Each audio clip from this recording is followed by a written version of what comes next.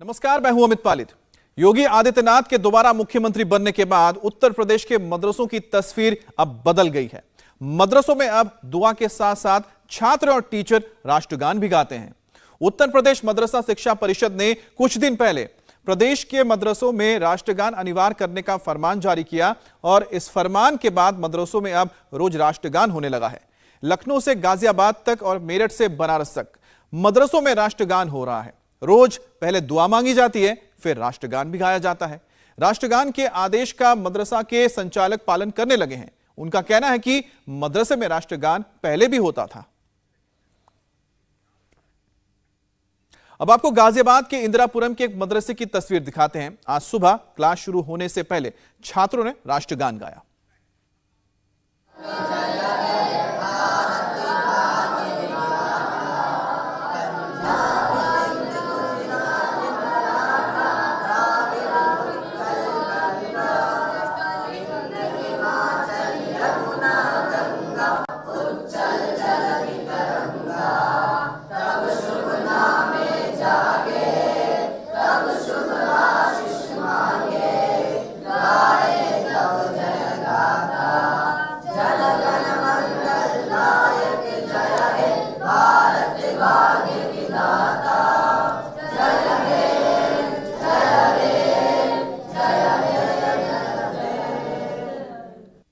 अब गाजियाबाद का यह मदरसा कैसा है, टीचर कैसे राष्ट्रगान करने का नियम पालन कर रहे हैं, हमारे संवाददाता जितेंद्र प्रसाद ने एक रिपोर्ट भेजी है। यूपी के मुख्यमंत्री योगी आदित्यनाथ के इस दूसरे कार्यकाल में मदरसों को लेकर अहम फैसले लिए गए हैं, जिसमें मदरसों के अंदर पढ़ने आए बच्चों को दुआओं के बाद राष्ट्रगान करना अनिवार्य होगा। हम पहुंचे हैं इंदिरापुरम के एक मदरसे में।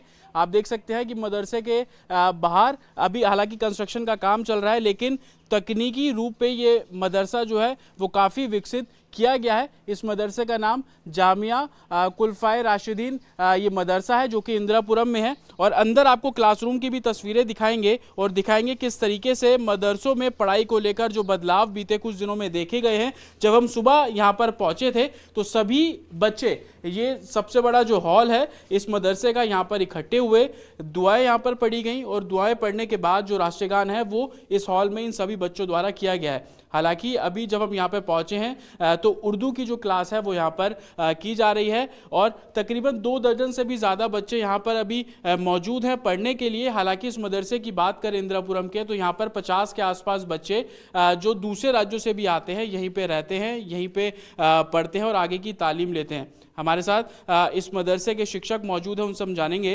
राष्ट्रगान जो अब अनिवार्य कर दिया गया है, हमने देखा आप लोग भी उसको फॉलो कर रहे हैं, किस तरीके से इस फैसले को देखते हैं? क्या आप सोच रहे हैं कि ये फैसला सही था, ये ज़रूरी था?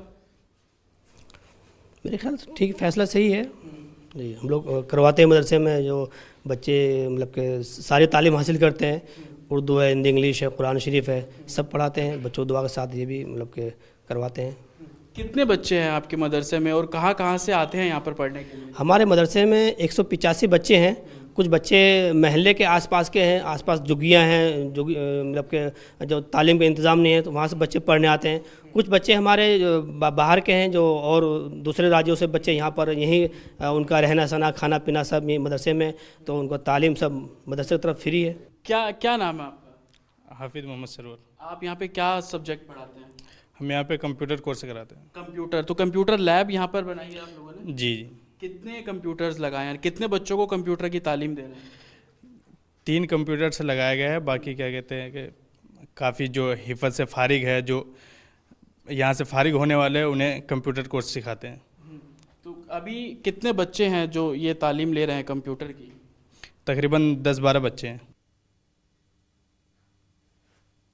और उत्तर प्रदेश के मदरसों में सिर्फ राष्ट्रगान नहीं हो रहा है, हाईटेक शिक्षा भी दी जा रही है।